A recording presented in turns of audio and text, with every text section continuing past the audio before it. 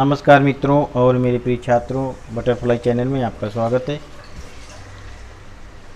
भूगोल विषय में कृषि नवा पाठ लेकर हम प्रस्तुत हैं। इस पाठ से संबंधित 2 वीडियो हमने अध्ययन हेतु बनाए थे। अभी इस पाठ का स्वाध्याय हम करेंगे। स्वाध्याय का पहला प्रश्न है, निम्न कथनों के लिए उचित विकल्प चुनो। यहाँ एक प्रश्न के लिए 4 विकल्प दिए गए हैं, उसमें से एक विकल्प को चुनकर लिखना है। फसलों की अदला बदली इस कृषि प्रकार में की जाती है, तो गहन कृषि यहाँ पर सही है। व्यापारिक कृषि, बागवानी कृषि, फलोद्यान कृषि पे कुछ नहीं करना है। दूसरा है, कृषि के लिए निम्न में से उचित विकल्प दो। केवल जुताई करना। आ, प्राणियों, औजारों, यंत्रों, मनुष्य बल का उपयोग करना।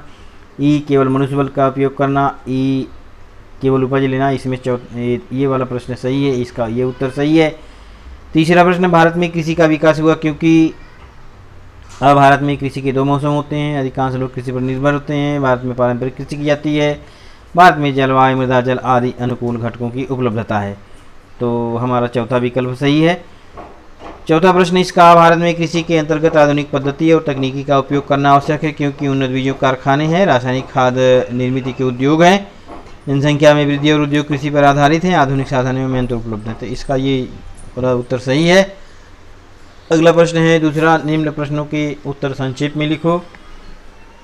कृषि के लिए जल सिंचाई का महत्व स्पष्ट करो। निम्न विषय कृषि के लिए जल सिंचाई का महत्व स्पष्ट करो। इसका उत्तर है, कृषि के लिए जल सिंचाई एक महत्वपूर्ण बिंदु है। बिना जल के कृषि संभव नहीं है।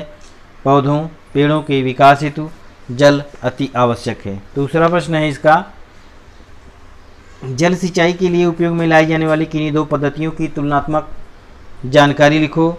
तो हम देखेंगे इसका उत्तर ये है, जल सिंचाई के लिए उपयोग में लाई जाने वाली प्रमुख 2 पद्धतियाँ हैं। क्यारी विधि, जिसमें कि क्यारी बनाकर उसमें पानी को डाल दिया जाता है, और टपक सिंचन विधि। क्यारी विधि में समतल भूमि की सिंचाई करने में आसानी होती है, इसमें पानी अधिक लगता है, जबकि टपक सिंचन में उबड़ खाबड़ भूमि में भी सिंचाई की जा सकती है और इसमें पानी की मात्रा कम खर्च होती है। तीसरा प्रश्न है, कृषि के प्रमुख प्रकार बताओ और गहन कृषि एवं विस्तृत कृषि की जानकारी लिखो। उत्तर है इसका, स्थलांतरित कृषि, गहन कृषि, निर्वाह कृषि, फलोद्यान कृषि, विस्तृत कृषि, बागवानी कृषि, मंडी बागवानी कृषि, फलोद्यान कृषि, फूलों की कृषि। ये कृषि के विभिन्न प्रकार हैं।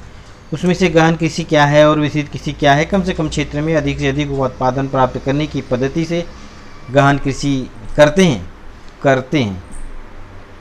हैं। इस कृषि के उपज से केवल परिवार की आवश्यकता पूर्ण की जा सकती है। इस कृषि में केवल प्राणी ऊर्जा का उपयोग किया जाता है। और विस्तृत कृषि में इसमें खेती का क्षेत्रफल 200 हेक्टेयर से अधिक होता है। इसमें खेती के सभी कार्य यंत्रों द्वारा किए जाते हैं।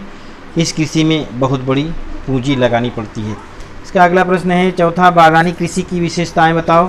तो बागवानी कृषि की विशेषताएँ आपको हम बताते हैं पुस्तक से ही, पेज नंबर 56 पे।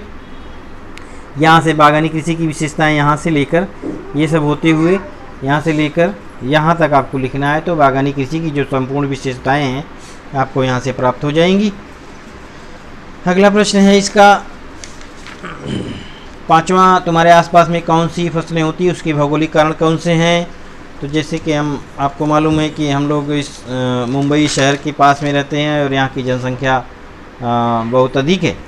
हमारे आसपास में मंडी बागवानी कृषि की जाती है।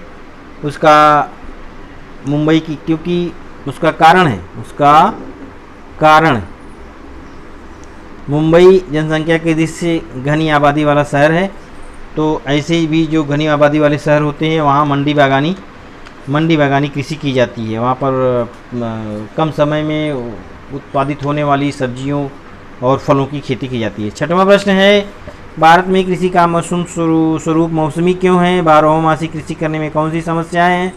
इसका उत्तर है, भारत में प्रमुखतः खरीफ और रबी की फसल ली जाती है। इसका कारण भारत में 2 प्रमुख ऋतुएं ग्रीष्म और शीत ऋतु होती है। मानसूनी हवाओं के कारण बरसात होती है और अधिकांशतः खेती की जाती है।